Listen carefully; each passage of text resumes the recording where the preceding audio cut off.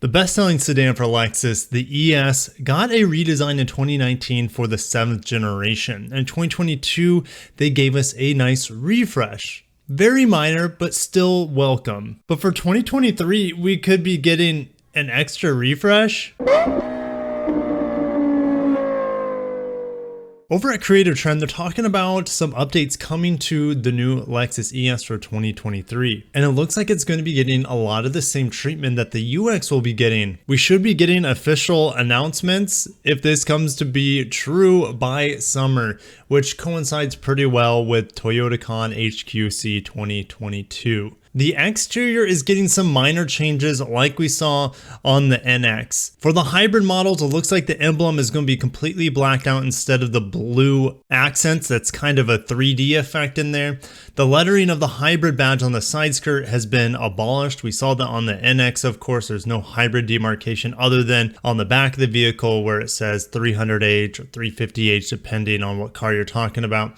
The Lexus badge at the bottom left rear tailgate is abolished. That's talking about the F Sport badge. It will no longer be on the trunk lid. It will be on the sides of the vehicle, as you see in this image here on the NX, for example. All-wheel drive models get all-wheel drive, but we already have that on the ES 250, and there are no more ES models with all-wheel drive, at least coming here in 2023. We're still expecting the L badge, the Lexus badge, to continue on the back of the new ES of 2023, even though that the redesigned LX and NX have Lexus lettering, and the new RZ will have the Lexus lettering instead of the traditional badge on the back. On the interior of the 2022 model, we got a touchscreen, which is definitely welcome. We still have the touchpad.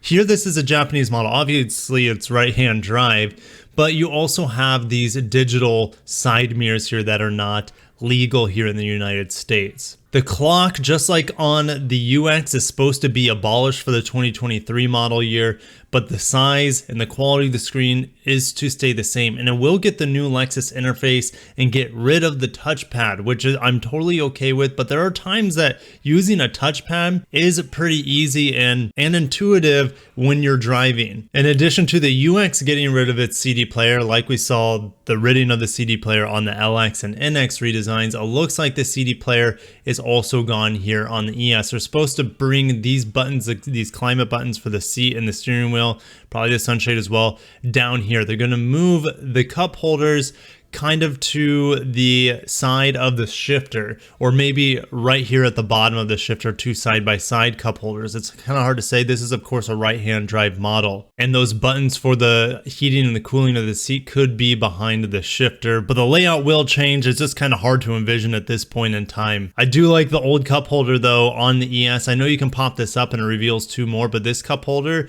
is awesome because it is adjustable. You flip this little piece up and you can put your tall drinks in there as well. They talk about the cheapness of the interior, the hard plastics. That's not going to change. This is not a redesign. The materials are going to stay the same. They confirm that there's no electrified all-wheel drive option on the hybrid coming, at least not yet. We'll probably have to wait for a redesign for the 2026 model year for that to happen. They say that there's a special edition of the 2023 NX coming, which could be exclusive to Japan, but it seems like every year Lexus gives us a black line special edition of the vehicles, just a little bit different trimmings, interior, exterior. So I typically don't get that excited over them, but there are instances where they do look pretty cool. Switching gears, Honda CR-V next model will be launched in North America. So we should have an announcement this summer in theory, because it's supposed to be a redesign for the 2023 model year.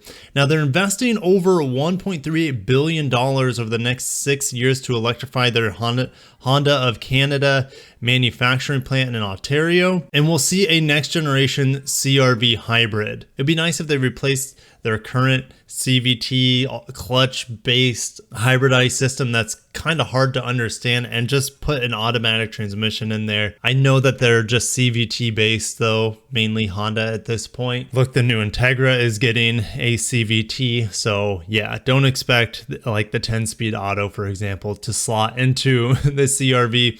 That would probably start knocking on the doors of the Acura RDX. But from what I'm hearing, the CR-V could be larger, could offer 3 rows of seats even, kind of like the new Tiguan, for example, or even some of the Korean counterparts that have 3 rows of seats. But we're going to keep moving. Over automotive news, Russian invasion is adding cost to EVs. Because of the raw material costs, especially nickel, going stratospheric at this point, could add $8,000 an additional cost to the Tesla Model Y. They've already increased the prices recently to the Tesla models of the past month or so. So much for that upfront pricing model, right? It's great, but you're also victim to market swings like this when it comes to electric car makers that can change the prices of their cars at any given time, where traditional automakers will wait till next year, the next model year, to just increase those prices. The Mercedes-Benz EQS models could also be $11,000 more expensive versus 2021 models.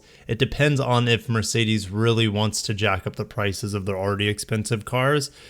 We know Tesla is not shy about jacking the prices at any given time so they can make sure that they're being profitable. I get it. What's crazy is Norilsk Nickel, the world's largest producer of high-grade nickel used in EV batteries, is based in Russia. German chemicals giant BASF, which manufactures nickel and cobalt for automotive batteries, said is not signing any new agreements with Norilsk. Other manufacturers are suggested that they're going to do the same. Nickel is typically traded at $10,000 to $20,000 the past decade, but is now trading for around $100,000 per ton. And that is the most expensive part of any battery pack, is the nickel inside of it. So if you're hoping that EVs would be becoming cheaper any day now, any year now, doesn't look like that's happening. Volkswagen has gone on to say that they're expecting supply chain and raw material disruptions up until 2026.